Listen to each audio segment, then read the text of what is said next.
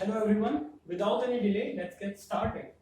Here you can see, what is this? This is a diaphragm. This is the structure of diaphragm. So, before we begin, just see this structure and its position. Try to memorize it and keep it in your mind that how it is present and where it is present and how it looks like. It will definitely going to help you in remembering all about this diaphragm. So just here you can see it's like a dome shape, and it is not completely, it is slightly muscular. So we will not call it muscular, we'll call it musculo. Okay. So what is called this? How will we define it? Diaphragm is a dome-shaped musculo-aponeurotic structure and separates two cavities. Which cavities? Thoracic cavity and abdominal cavity. So diaphragm separates two cavities, that is thoracic and abdominal. This is the right side of diaphragm and this is the left side of diaphragm. Lungs rest over both sides. As we know, the right side, this one, below right side there is, or inferior to this diaphragm of right side, liver is present.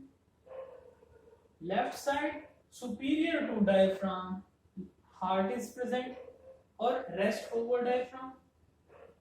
So as we know, the liver is the largest organ of our body. It is very heavy organ as well. So it pushes upward direction.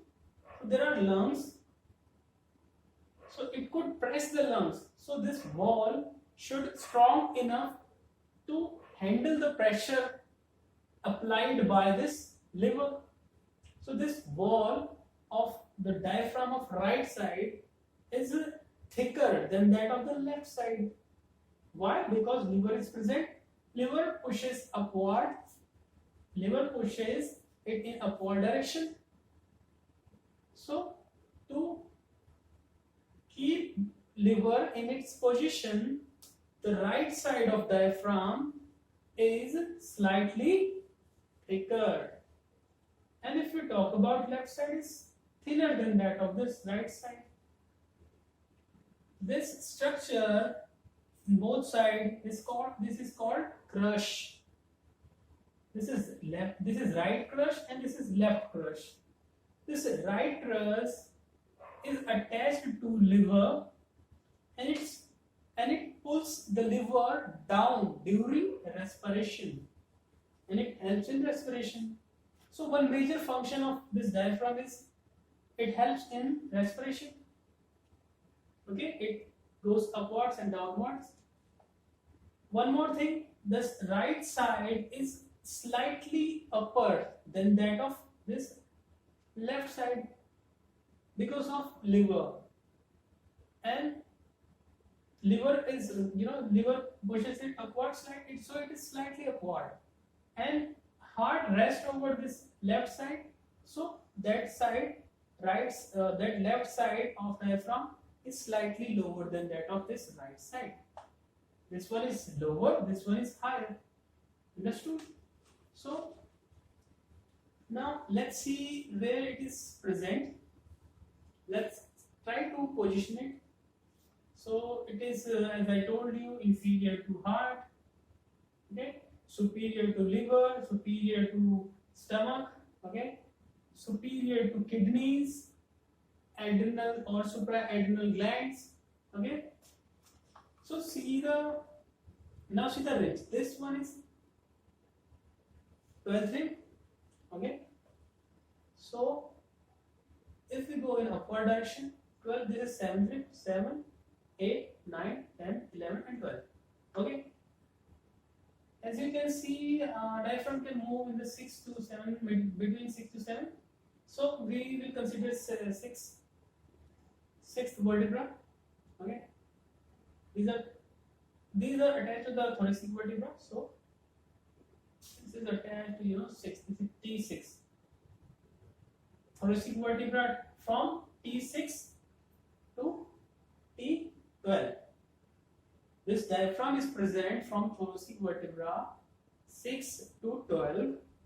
Also, this crush leads towards downwards where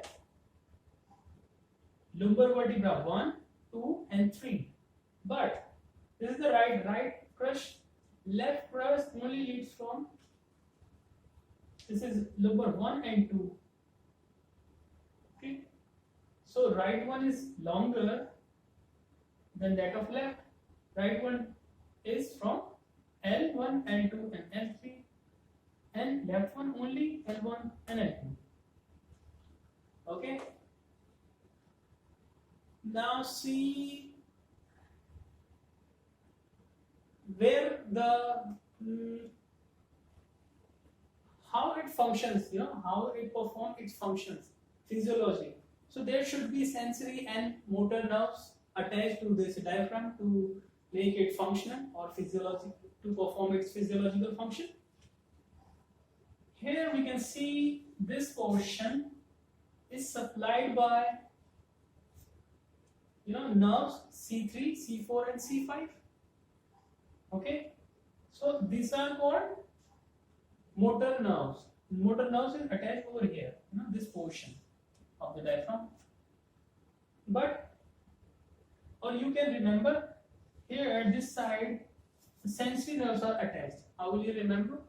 Because heart is present here and heart is very sensitive.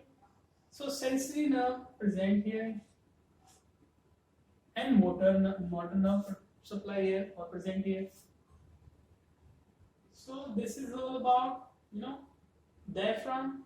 It's a little bit idea where it present and the bones associated alongside of it. So we will discuss a little bit more detail in the further upcoming videos. So thank you for today. Have a nice day.